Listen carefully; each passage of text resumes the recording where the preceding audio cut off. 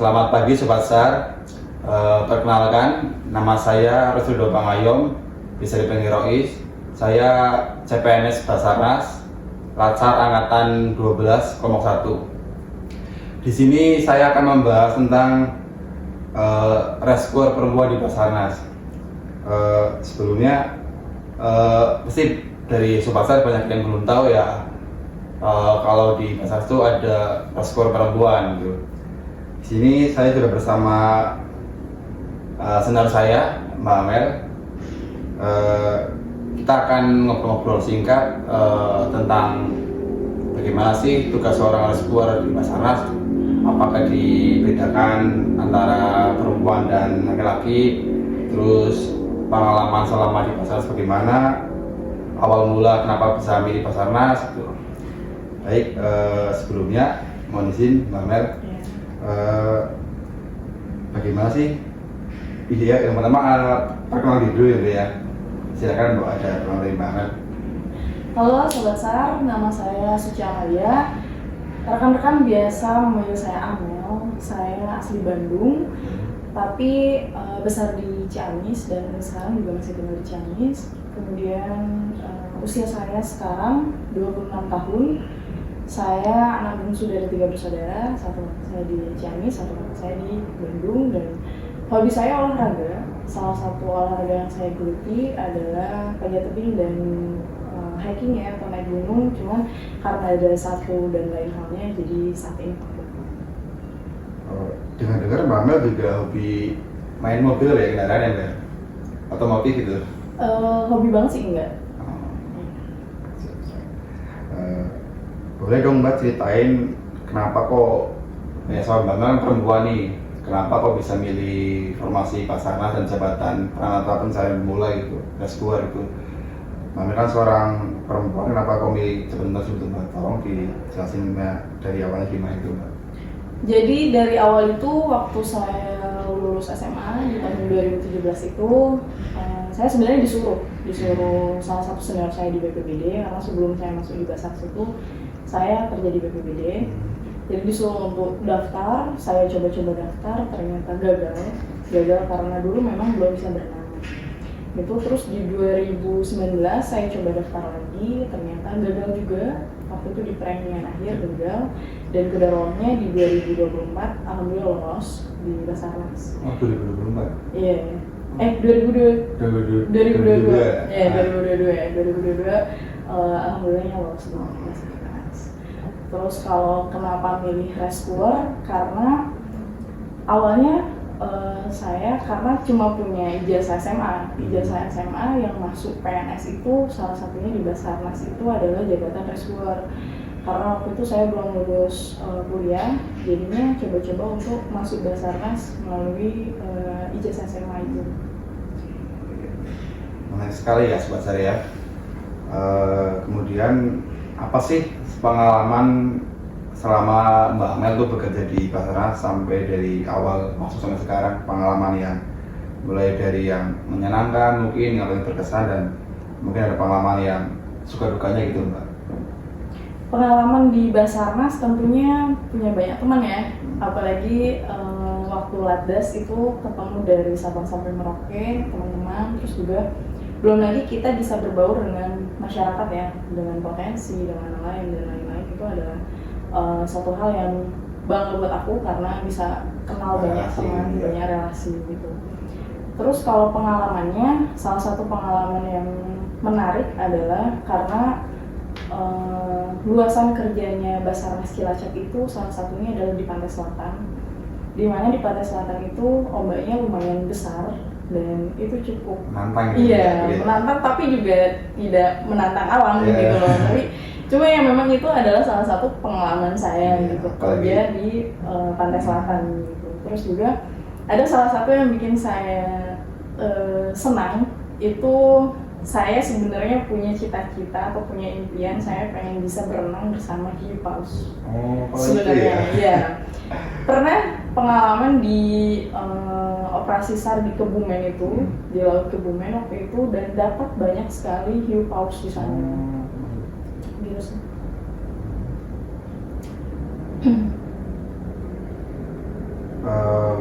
ini Mbak, ini mungkin agak melenceng dari pertanyaan. Ini bagaimana sih pendapat Mbak Amel? Sekarang kan ada yang bilang kayak emansipasi wanita lah, kesetaraan gender gitu kan. Mungkin dari mulai apa namanya, wewenang, jabatan ataupun tupoksi di pasangan sendiri kan. Bagaimana sih pendapat Mbak Amel sebagai seorang respon soal emansipasi wanita di jabatan respon misalnya pasangan sebelum maksudnya kita kan sama-sama respon ini kan, kayak saya cowok, Mbak Amel cewek kan, itu ada perbedaannya sih di jabatan respon cewek sama cowok, mungkin jadi oh ya cewek nggak boleh nanti nggak bisa turun ke lapangan, nggak boleh ini, nggak boleh itu, harus di kantor tuh. Itu bagaimana Mbak untuk mungkin dijelaskan pada adik-adik yang mau daftar? Oh iya, jadi sebenarnya saat saya awal masuk di Basarnas itu memang sudah dipandang sebelah mata rescue perempuan itu, karena banyak stigma orang lain, terutama para laki-laki itu yang selalu bilang bahwa perempuan itu harusnya kerja di kantor saja, perempuan itu harusnya hanya kerja di belakang komputer gitu loh. Sementara saya mendaftar di Basarnas, saya kerja di lapangan sebagai rescuer. Ya saya pun ya ketika saya di daftar menjadi rescuer Basarnas, berarti kan saya sudah mendedikasikan diri tuh, saya siap gitu untuk kerja di lapangan gitu. Dan juga pengalaman saya pun tidak hanya orang Basarnas yang berbicara seperti itu, tetapi juga masyarakat luar itu memandang rescuer perempuan itu yang ngapain kerja di lapangan gitu loh. Padahal sebenarnya rescuer perempuan juga dibutuhkan saat di lapangan, entah itu untuk memberikan motivasi kepada keluarga ataupun memberikan motivasi kepada teman-teman profesi dan lain halnya. Lebih ke hubungan antara tim sama masyarakat gitu ya. Wah, mantap sekali ya sobat saya ya. Kemudian gini, Mbak Amel kan orang Ciamis gitu ya, Ciamis itu kan. Sekarang dapat tempatnya di Cilacap gitu kan. Itu kan jauh lah, ibaratnya Mbak Amel sekarang jadi anak rantau di sini. Bagaimana sih rasanya jadi seorang perempuan harus kerja jauh dari keluarga, terus kerjanya juga dibilang lumayan berat lah ya. Itu rasanya bagaimana itu Mbak? Ya rasanya rindu keluarga tentu iya rindu ya, karena kan memang jauh dari keluarga. Tapi memang sebelum dari itu pun saya sudah pernah merantau gitu. Merantaunya karena dulu keluarga saya di Bandung, sedangkan saya pindah sendiri ke Ciamis gitu bersama nenek dan keluarga dan ibu. Jadi merantau itu udah sesuatu hal yang ya menurut saya udah bisa ya udah biasa ya gitu. Itu sih.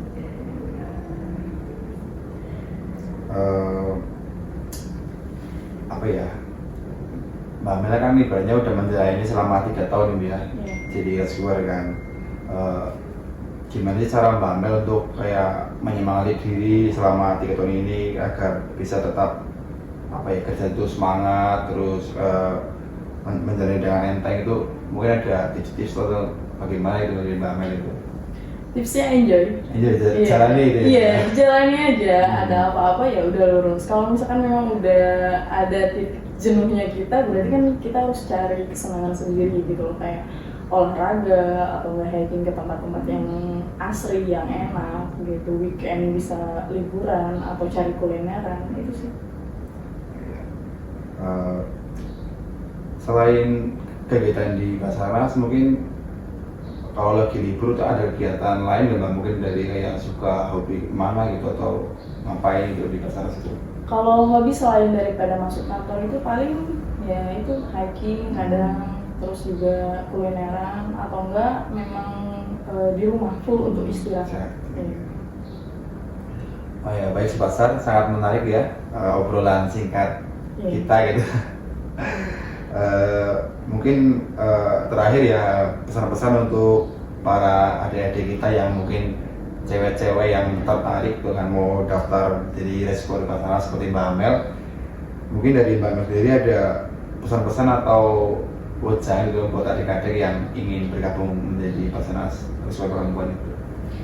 Pesan-pesannya adalah tetap semangat, tetap upgrade diri, baik itu kemampuan dalam pembelajaran, kemampuan dalam fisik, karena apalagi di Basarnas itu yang staff pun saja bisa diterjunkan di lapangan, apalagi kita yang daftar sebagai rescuer, dan apalagi perempuan memang dituntut harus sama seperti laki-laki. Ketika laki-laki olahraga fisiknya sama, ya perempuan juga disamakan gitu kalau di sini.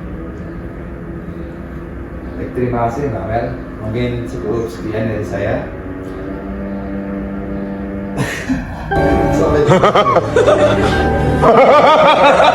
Baik, itu dia obrolan singkat kita seputar Srikandi di Basarnas. Terima kasih Mbak Mel atas waktunya. Mari kita ucapkan slogan dari Basarnas dulu ya. Afikat jagat samagram, we are family gitu ya. 1, 2, 3. Afikam jagat samagram, we are family. Terima kasih. Terima kasih Mbak.